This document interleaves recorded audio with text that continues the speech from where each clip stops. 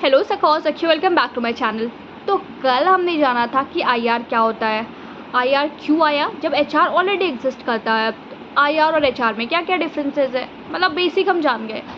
आज का जो टॉपिक है वो हम कवर करेंगे कि इंडस्ट्रियल रिलेशन में कौन कौन से पार्टीज होते हैं जो इन्वॉल्व होते हैं।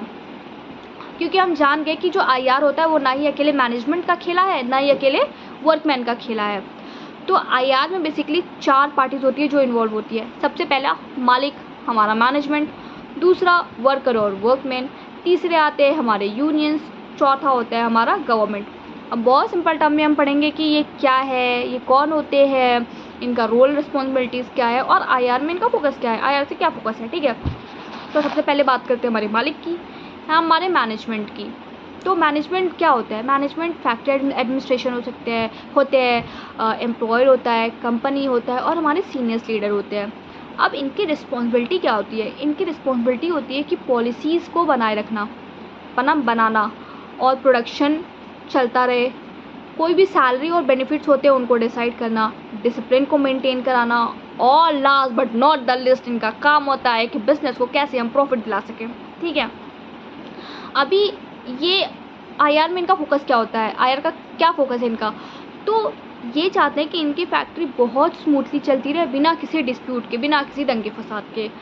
अब एग्जांपल के लिए, अगर मैनेजमेंट टाइम पे सैलरी प्रोवाइड करे, अपने वर्कर्स की बात सुने, कम्युनिकेशन क्लियर रखे, तो आईआर नेचुरली स्ट्रॉन्ग हो जाएगा।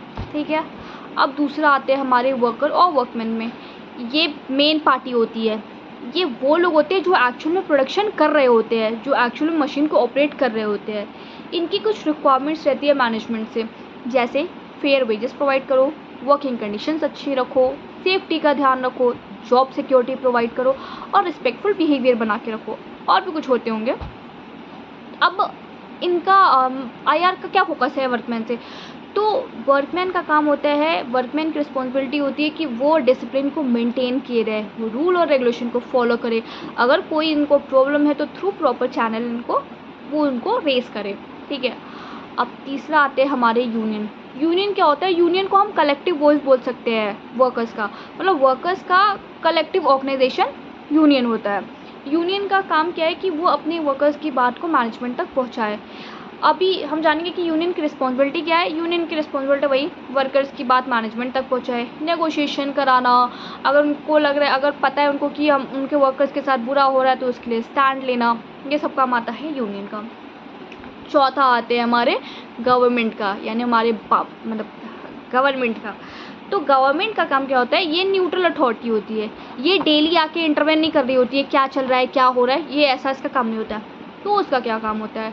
गवर्नमेंट के काम होते हैं लेबर्स लॉ को बनाना, गवर्नमेंट के काम होते हैं कि कोई भी डिस्प्यूट हो रहा हो तो उसमें इंटरवेन करना, गवर्नमेंट के काम होते हैं कि प्रोटेक्ट करना मैनेजमेंट को और वर्कमैन को, कॉन्सिलेशन और एडजुडिकेशन कराना। अब ये क्या है ये हम आगे पढ़ेंगे।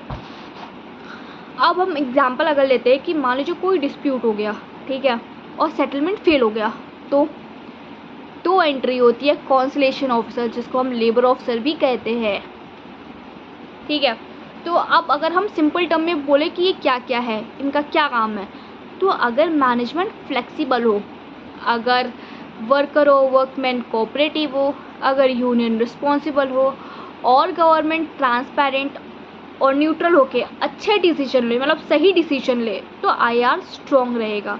इनमें से अगर कोई एक हुआ, मतलब कोई भी एक वीक हुआ, तो गए। मिलते हैं नेक्स्ट वीडियो में। Bye bye. आई होप ये वीडियो आपको अच्छा लगा हो।